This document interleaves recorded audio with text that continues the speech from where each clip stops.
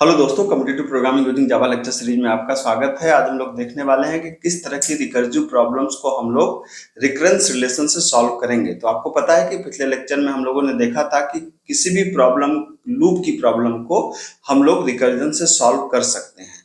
ठीक है, तो अब अगर किसी प्रॉब्लम को हम रिकर्जन में कन्वर्ट करते हैं तो रिकरेंस रिलेशन कहाँ सीन में आता है और कैसी प्रॉब्लम को रिकरेंस रिलेशन की प्रॉब्लम कहते हैं, हम लोग आज के लेक्चर में इस बात को समझने वाले हैं।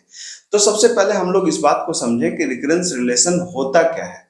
रिकरेंस रिलेशन कुछ नहीं है, अगर आप डेफिनेशन को भी ध्यान से पढ़ें तो रिकरेंस रिलेशन सिर्फ इतना कहता है कि किसी बड़ी प्रॉब्लम को सॉल्व करने के लिए, हमने कहा यार मुझे एक बड़ी प्रॉब्लम को सॉल्व करना है ना, तो क्या कुछ छोटी छोटी प्रॉब्लम को सॉल्व करते हुए हम इस बड़ी प्रॉब्लम को सॉल्व कर सकते हैं क्या। कहने का मतलब कि इस बड़ी प्रॉब्लम को सॉल्व करने के लिए क्या कुछ छोटे छोटे इस प्रॉब्लम के जो पार्ट्स हैं उनको कंबाइन करते हुए क्या हम इस बड़ी प्रॉब्लम को सॉल्व कर सकते हैं। तो अगर किसी सब प्रॉब्लम से किसी बड़ी प्रॉब्लम को सॉल्व कर सकते हैं तो उसको बोलते हैं रिकरेंस रिलेशन। सिंपल सी बात है, इतनी समझिए साधारण शब्दों में। ठीक है, अब रिकरेंस रिलेशन पे बेस्ड ये चार बहुत फेमस प्रॉब्लम्स हैं, ठीक है, जिनको वन बाय वन हम समझेंगे। आप चाहें तो वीडियो को पॉज करके आप अपने से भी इन प्रॉब्लम्स को सॉल्व कर सकते हैं रिकरेंस रिलेशन से, या अगर आपको अंदाजा नहीं है तो फिर आप मेरे साथ में लगे रहिए। और हाँ, कंटेंट पसंद आए तो चैनल को सब्सक्राइब जरूर करिए, मैं इस तरह के शानदार कंटेंट आपके लिए लाता रहता हूँ। ठीक है, तो बात आती है कि यार पहले क्वेश्चन की हम लोग बात करते हैं कि हम कह रहे हैं कि हम nth टर्म को इनपुट करो, nth टर्म को इनपुट करो और रिटर्न करो सम ऑफ n टू 1। ठीक है, तो आपको पता है कि nth टर्म को इनपुट करो और रिटर्न करो सम ऑफ n टू 1। तो कहने का मतलब क्या है कि अगर हमें, जैसे ये कह रहे हैं कि अगर आपने 5 दिया तो 5 इसमें इनपुट क्या करना है आपको, इसमें इनपुट करना है 5 दिया तो आपने आउटपुट क्या आएगा 5 प्लस 4 प्लस 3 प्लस 2 प्लस 1, ये आपका आने वाला, मतलब इसका जो भी समेशन आएगा वो समेशन हमारा क्या होगा, आउटपुट होगा। तो अब इसको हम अगर क्लोजली ऑब्जर्व करें, ठीक है, सबसे पहले हम यहाँ पर ये सोचते हैं कि क्या किसी सबसे छोटे इनपुट का आउटपुट हम जानते हैं क्या। ये उल्टा भी हो सकता है, लेकिन अभी आप ऐसे मान के चलिए किसी सबसे छोटे इनपुट का आउटपुट क्या हम जानते हैं। तो अगर हमने कहा यार कि अगर हमें 1 का सम निकालना हो, तो जैसे हमने कहा कि हम जानते हैं कि सम ऑफ 1 क्या होता है, मतलब अगर किसी ने 1 दिया, किसी ने अगर 1 दिया तो 1 का सम तो 1 ही होगा ना, 1 प्लस 1 1, क्योंकि 1 से 1 का 1 ही होगा। तो हम ये जानते हैं कि सम ऑफ 1 इक्वल टू 1 ही होगा। ठीक है, अब अगर किसी ने कहा कि क्या सम ऑफ 2 को हम सम ऑफ 1 की मदद से निकाल सकते हैं क्या, बिल्कुल निकाल सकते हैं। कि अगर हमें 2 प्लस सम ऑफ 1 कर दें तो क्या हमें सम ऑफ 2 का रिजल्ट मिल जाएगा, बिल्कुल मिल जाएगा। आप देख लीजिए 2 प्लस सम ऑफ 1 कितना रहा है 1, तो ये कितना आ गया, रिजल्ट 3 आ गया। ठीक है, अब देखिए कि हम एक बड़ी प्रॉब्लम को छोटी वाली प्रॉब्लम की हेल्प से सॉल्व कर रहे हैं। इसको थोड़ा और बढ़ाइए, क्या हम सम ऑफ 3 को, क्या सम ऑफ 3 को हम सम ऑफ 2 की मदद से सॉल्व कर सकते हैं, बिल्कुल। तो आप कह सकते हैं 3 प्लस सम ऑफ 2, है ना। तो आपने कहा कि 3 प्लस सम ऑफ 2 की वैल्यू कितनी है, 3 आई है 3, तो 3 प्लस 3 6, तो सम ऑफ 3 हो गया। सम ऑफ 3 का मतलब क्या है, सम ऑफ 3 का मतलब है कि आपने इनपुट किया 3, तो 3 प्लस 2 प्लस 1 कितना आया, 3 2 5 सॉरी 3 2 5 1 6, यही तो आएगा। ठीक है, और इसको करना चाहते हैं सिंपल, और एक बार चेक करना चाहते हैं, बिल्कुल चेक कर लीजिए, कोई समस्या नहीं है। तो क्या हमने कहा कि सम ऑफ 4 भी कैलकुलेट कर सकते हैं क्या, बिल्कुल कर सकते हैं। तो 4 प्लस सम ऑफ 3, ये क्या हुआ, 4 प्लस सम ऑफ 3 कितना आया था, 6 आया था, तो 4 प्लस 6 कितना हो गया 10। तो अगर आप 4 दें तो 4 प्लस 3 प्लस 2 प्लस 1, आप इसको जोड़िए, 4 3 7 2 9 1 10। ठीक है, तो एकदम सही आउटपुट आ रहा है। रिकर्जन के बारे में एक बहुत सिंपल सी खास बात आप हमेशा ध्यान रखिए कि रिकर्जन को हमेशा 2 4 6 आउटपुट पे, इनपुट आउटपुट पे चेक करते हैं और उसके बाद रिकर्जन पे फेथ करते हैं। मतलब एक बार रिकर्जन अगर 4 5 वैल्यूज के लिए सही रिजल्ट दे रहा है तो हम मान के चलते हैं कि बाकी भी वैल्यूज के लिए वो सही रिजल्ट देगा। ठीक है, अब हमने कहा कि यार अगर हम इसको जनरलाइज करें तो हम कैसे जनरलाइज करें। ठीक है, तो हमने कहा कि फिर अगर जनरलाइज करना है तो क्या हो जाएगा, sum of n is equal to हो जाएगा n plus sum of n minus 1। तो n plus sum of n minus one, ये हमारा क्या निकल गया है, ये जो बनाना इसी को बोलते हैं रिकरेंस रिलेशन। ठीक है, तो अब इसका फंक्शन कैसे बनेगा? अगर इसका फंक्शन आप बनाएं तो जैसे आपने कहा कि आपने सम नाम का फंक्शन बनाया, आपने कहा कि int सम, क्योंकि रिजल्ट एक ही वैल्यू है तो हम रिटर्न कर सकते हैं। ठीक है, तो आपने int n यहाँ पर आपको देना है। ठीक, तो अब आप इसको करेंगे कैसे? अब देखिए दो बात होती है, बेस कंडीशन। बेस कंडीशन का मतलब जिस इनपुट का आउटपुट हम जानते हैं, जैसे हम इस इनपुट का आउटपुट जानते हैं, क्या जानते हैं कि यदि n की वैल्यू 1 है तो रिजल्ट होगा 1, रिटर्न 1। ठीक है, अदरवाइज क्या होगा? अदरवाइज होगा जो आपने रिकरेंस रिलेशन बनाया है, क्या, n plus sum of n minus 1। ठीक, ये देखिए बिल्कुल सही हो गया आपका, एकदम आसानी से आपका ये रिजल्ट आपका आ गया। अब आप सोचेंगे कि यार ये हम कैसे कर सकते हैं, ये काम कैसे कर रहा है? तो इसको अगर आप ये भी समझना चाहें काम कैसे कर रहा है तो बड़े आराम से आप इसको समझ सकते हैं। ठीक है, किस तरीके से समझ सकते हैं आइए देखते हैं। आपने कहा कि सम ऑफ कितना, सपोज करिए 4 ही लेके चलते हैं, छोटी वैल्यू रहेगी, समझने में आसानी होगा।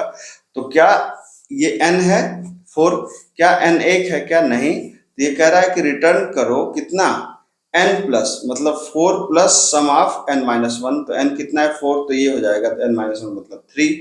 अब 3 1 है क्या? नहीं, तो ये रिटर्न कर रहा है क्या, 3 प्लस सम ऑफ कितना 2। क्या 2 1 है क्या? नहीं, तो ये कह रहा है रिटर्न करो 2 प्लस सम ऑफ 1।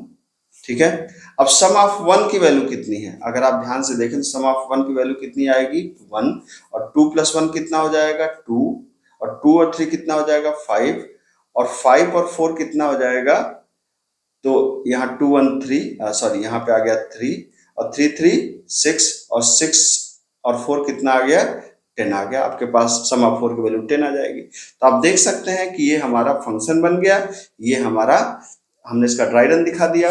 अब अगर आप इसको सिस्टम पे भी देखना चाहते हैं तो बिल्कुल आसान सा प्रोग्राम है, आप इसको सिस्टम पे भी करके देख सकते हैं। ठीक है, कैसे करेंगे?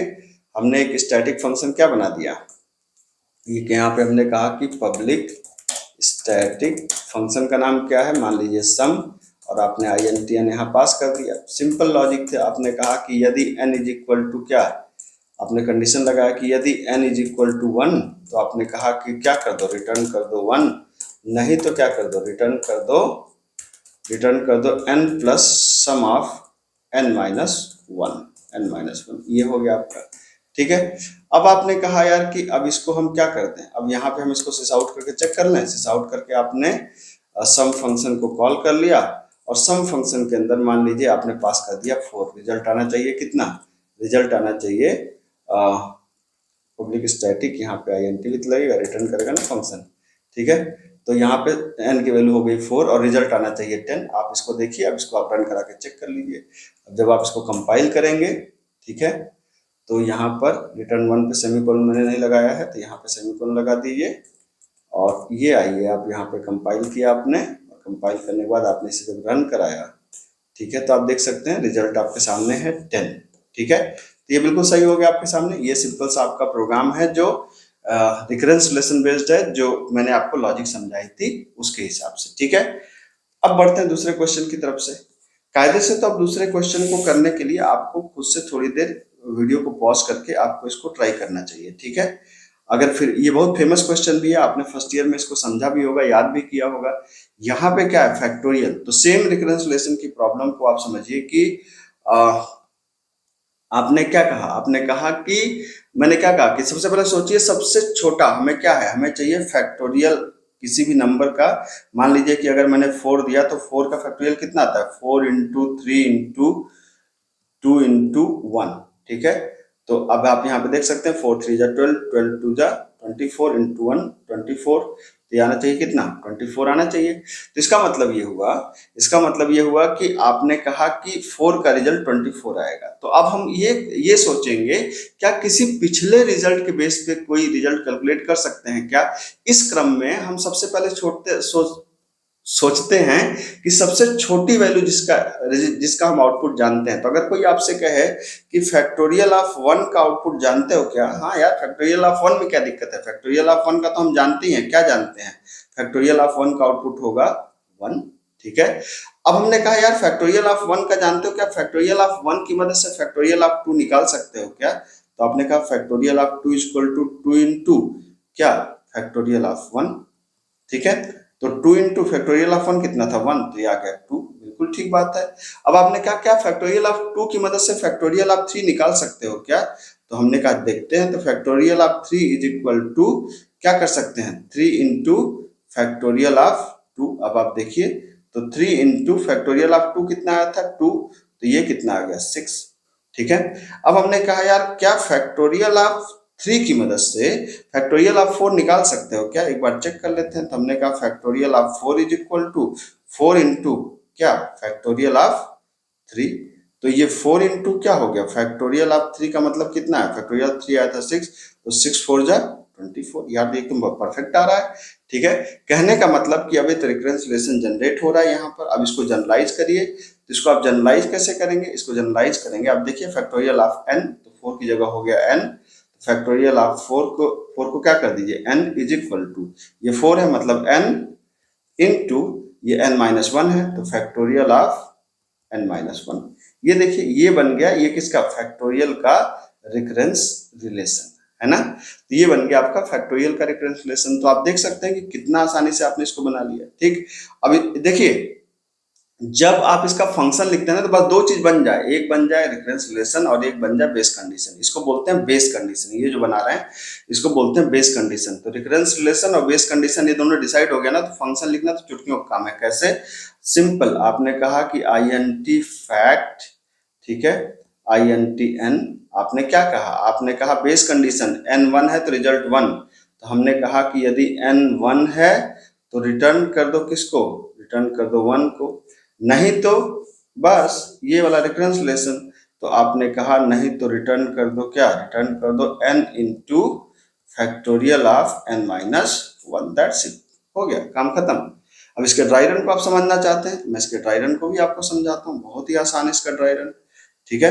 तो इसके ड्राई रन को समझने के लिए आपको क्या करना पड़ेगा, इसके ड्राई रन को समझने के लिए आपको सिंपल एक काम करना पड़ेगा कि आपने इस फंक्शन को कॉल कर देना है किस नाम से, फैक्ट ऑफ 5 या 4 ही लेके चलना है, तो हम लोग 4 ही लेके चलते हैं, ठीक है। क्या n1 है क्या, नहीं, तो ये कह रहा है n इंटू मतलब 4 इंटू फैक्टोरियल ऑफ क्या n माइनस 1 3, फिर 3 इंटू फैक्टोरियल ऑफ n की वैल्यू कितनी है 3, तो माइनस 1 मतलब 2, फिर 2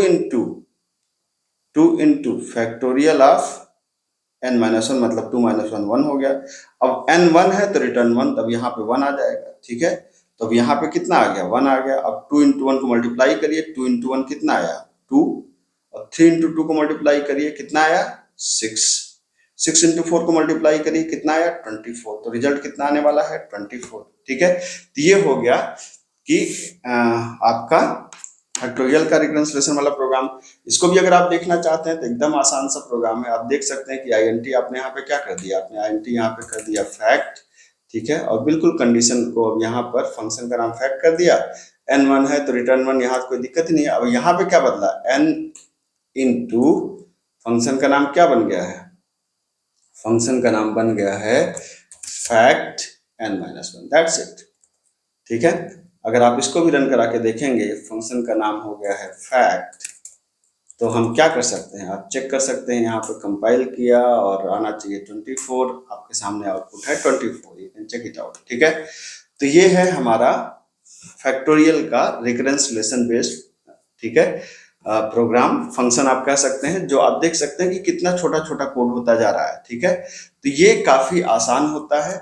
अब मैं यहाँ पर आपसे ये कहूंगा कि आपको सलाह दूंगा कि भाई साहब इसमें जो ये तीसरा क्वेश्चन है ये बहुत ही आसान है, मैं एक इस पे कहूंगा कि ये आप एक बार अपने से ट्राई करें, और अगर आप करके कमेंट बॉक्स में इसके आंसर को लिखते हैं तो मैं चाहूंगा कि ये मैं मानूंगा कि मेरी मेहनत सफल हो गई, जितनी मैं मेहनत आप लोगों के लिए कर रहा हूँ तो थोड़ा सा रिटर्न आपको भी देने मिलता है। तो अगर आप अपने से प्रॉब्लम को सॉल्व करेंगे तभी इसमें ज्यादा मजा आएगा, ठीक है। अब बात करते हैं कि nth टर्म वाला जो हमारा फिबोनाची नंबर है वो कैसे आएगा। बिल्कुल आसान है, पर तो अब इसके लिए तो क्या करना पड़ेगा कि पहले हमको समझना पड़ेगा कि फिबोनाची नंबर होते क्या है। तो ये पता है आपको, यहाँ पर ये समझना पड़ेगा कि जीरो टर्म का फिबोनाची नंबर होता है 0, और 1 टर्म का फिबोनाची नंबर होता है 1, ठीक है। और बाकी टर्म में क्या होता है, जैसे सेकंड टर्म का चाहिए तो इन दोनों को आप ऐड कर दीजिए, तो 0 1 1। थर्ड टर्म का चाहिए तो आप क्या कर दीजिए, इन दोनों को ऐड कर दीजिए, मतलब लास्ट सेकंड लास्ट को कितना हो गया 2। फोर्थ टर्म का चाहिए तो क्या कर दीजिए, इन दोनों को ऐड कर दीजिए, 2 1 3। फिफ्थ टर्म का चाहिए तो क्या कर दीजिए, इन दोनों को ऐड कर दीजिए, 2 5। सिक्स टर्म का चाहिए तो क्या कर दीजिए, इन दोनों को ऐड कर दीजिए, ठीक है, 5 3 8 एंड सो ऑन, ठीक है। तो अब इसी पर बेस मानकर हम लोग फिबोनाची सीरीज का क्या बनाते हैं, फिबोनाची सीरीज का रिकरेंस रिलेशन बनाते हैं। कैसे बनाते हैं, हमें क्या पता है, क्या माना हमने हमने क्या माना और क्या कैलकुलेट किया। तो आपने ध्यान दिया होगा, हमने कहा 0 का 0 होगा, 1 का 1 होगा, ये हमने मान लिया क्योंकि ऐसा होता है, ठीक है, ये हमको पता है, इसमें कुछ सोचने वाली बात नहीं है। लेकिन सेकंड टर्म को कैलकुलेट करने के लिए हमने क्या किया, हमने इन दोनों टर्म को जोड़ा, उसके प्रीवियस दो टर्म को जोड़ा। मतलब हमने पहली बेस कंडीशन क्या निकल के आई कि अगर n 0 है, अगर n 0 है तो रिजल्ट आएगा 0, अगर n 1 है तो रिजल्ट आएगा 1। ये दो चीज तो हमने सोच लिया, इसमें तो कोई दिक्कत है नहीं कि n अगर 0 है तो रिजल्ट आएगा 0, n 1 है तो रिजल्ट आएगा 1, क्योंकि ये दो कंडीशन हमने माना है। अब n ऑफ 2 के लिए हमने कहा कि अब क्या करें, हमने कहा कि जो n ऑफ 1 की वैल्यू है ये वाली और n ऑफ 0 की वैल्यू, दोनों में क्या हो रहा है, समेशन हो रहा है। तो हमने कहा कि जब हमें, इसको हम ऐसे लिखते हैं, फिबो ऑफ 2 इज इक्वल टू, हम क्या कर सकते हैं, फिबो ऑफ n माइनस 1 मतलब 2 माइनस 1। तो आप क्या कर सकते, 2 माइनस 1 कितना हो गया, 1 प्लस n माइनस 2, ठीक है। इसका मतलब फिबो ऑफ n माइनस 2 मतलब 0 हो गया। तो इन दोनों को 2 को निकालने के लिए आपने क्या किया, 1 और 0 का, 1 और 0 का आपने दोनों का समेशन कर दिया, मतलब फिबो ऑफ 1 कितना था, आपने 1 और फिबो ऑफ 0 कितना है 0। तो अब आपने कहा कि 0, फिबो ऑफ 1 कितना है 1 और 0 कितना है 0, 0 1 1 आ गया आपके पास, ठीक है। अब आपने कहा क्या इसकी मदद से हम तीसरे वाले का निकाल सकते हैं क्या, बिल्कुल निकाल सकते हैं। तो इसका मतलब होगा कि फिबो ऑफ 3 कैलकुलेट करने के लिए आप कहेंगे फिबो ऑफ n माइनस 1, तो n माइनस 1 मतलब 3 माइनस 1 कितना हुआ 2 प्लस माइनस 2, तो फिबो ऑफ 1। तो अब आप देखिए फिबो ऑफ 2 कहाँ से आएगा, यहाँ से आ गया 1, और फिबो ऑफ 1 कहाँ से आ जाएगा, यहाँ से आ जाएगा, तो 1 1 1 कितना हो गया 2। एक और चेक कर लीजिए, क्या आप फिबो ऑफ 4 भी निकाल पा रहे हैं क्या। तो फिबो ऑफ 4 निकालने के लिए आपने कहा फिबो ऑफ n माइनस 1 मतलब फिबो ऑफ 4 माइनस 1 कितना हो जाएगा 3 हो जाएगा, plus fibo of n minus 2 मतलब 4 माइनस 2 2 हो जाएगा। तो फिबो ऑफ 3 कहाँ से आया, यहाँ से आ गया 2, प्लस फिबो ऑफ 2 कहाँ से आया, यहाँ से आ गया 1, तो 2 1 कितना आ गया 3। तो आप देख सकते हैं कि फिबो ऑफ 3 कितना आया है, फिबो ऑफ 3 आया है 2, जो यहाँ पर भी आया, फिबो ऑफ 4 आया है 3, और आगे भी कैलकुलेट करेंगे तो ऐसे ही आएगा, ठीक है। अब मसला आता है कि भाई ये जो है इसका फंक्शन कैसे लिखा जाए, ठीक है। तो एकदम आसान काम है, जब आपने ये बना लिया, आपकी इतनी लॉजिक क्लियर हो गई, तो फंक्शन लिखना तो चुटकियों का काम है, एकदम से आसानी से आप लिख सकते हैं। क्या कर दिया आपने, आपने कहा कि अगर अगर क्या हो जाए, फंक्शन है क्या, अब चूंकि ये मल्टीपल वैल्यूज है ना, तो मल्टीपल वैल्यूज का मतलब हम मल्टीपल वैल्यूज को रिटर्न नहीं कर सकते, इसलिए हमारा फंक्शन कैसा होगा, वाइड फंक्शन होगा फिबो। और आर्गुमेंट क्या दिया आपने, आर्गुमेंट दिया आपने n को, ठीक है, int n को आर्गुमेंट दिया। और आपने कहा कि अगर क्या हो जाए, सॉरी सॉरी, इसमें एट ए टाइम हम एक ही वैल्यू को रिटर्न करेंगे ना, क्योंकि हम nth पूरी सीरीज को एक साथ नहीं प्रिंट कराएंगे बल्कि nth टर्म को प्रिंट कराएंगे, ठीक है। तो हमने कहा कि अगर n हमारा 0 है या n हमारा 1 है तो क्या दे दो, रिटर्न कर दो n की वैल्यू को ही दे दो, क्योंकि वही वैल्यू होगी, 0 है तो 0, 1 है तो 1। नहीं तो क्या कर दो, नहीं तो रिटर्न कर दो किसको, fibo of n minus 1, fibo of n minus 1 plus किसको, fibo of n minus 2, that's it, ठीक है। अब इसमें जो सबसे खतरनाक बात होती है वो होती है इसका ड्राई रन, कि यार ये काम कैसे कर रहा होगा, है ना। तो इसके काम को भी समझने के लिए हम लोग यहाँ पे समझते हैं कि इसके काम को कैसे समझेंगे, और तब जाके हम लोग इसके प्रोग्राम को करेंगे, ठीक है। तो आप अगर इसके काम को समझना चाहते हैं तो अब हमने कहा कि अगर इसके काम को समझना है तो आप ऐसे समझिए कि जैसे हमने कहा फिबो ऑफ 4, ठीक है। तो फिबो ऑफ 4 में क्या n 0 या 1 है, नहीं, तो हमने कहा फिबो ऑफ n माइनस 1, तो ये आ गया क्या है, fibo of n minus one, n minus one मतलब 4 माइनस वन मतलब 3, और ये आ गया fibo of n minus two, n minus two का मतलब n माइनस टू का मतलब 4 माइनस टू मतलब 2। फिर 3 पे आए तो क्या हुआ, n माइनस वन मतलब फिबो ऑफ 3 माइनस वन मतलब 2, और यहाँ पर क्या आ गया, fibo of n minus to मतलब 3 माइनस टू मतलब 1। यहाँ पे क्या आ गया, यहाँ पे आ गया फिबो ऑफ 2 माइनस वन 1, और यहाँ पे क्या आ गया, fibo of n 2 minus one मतलब 2 माइनस टू मतलब 0। यहाँ पे क्या आ गया, माइनस वन मतलब फिबो ऑफ 2 माइनस वन 1 आ गया, और 2 माइनस टू कितना आएगा, 0 आ जाएगा, फिबो ऑफ 0। ठीक है, अब देखिए ध्यान से, फिबो ऑफ 1 कितना था आपने बताया है, वही हो जाएगा 1। फिबो ऑफ 0 कितना होगा, 0, इन दोनों को क्या कर देना, ऐड कर देना है, तो 1 0 कितना हो गया 1। फिबो ऑफ 1 कितना आएगा 1, इन दोनों को ऐड कर दीजिए, यहाँ पे आ गया 2।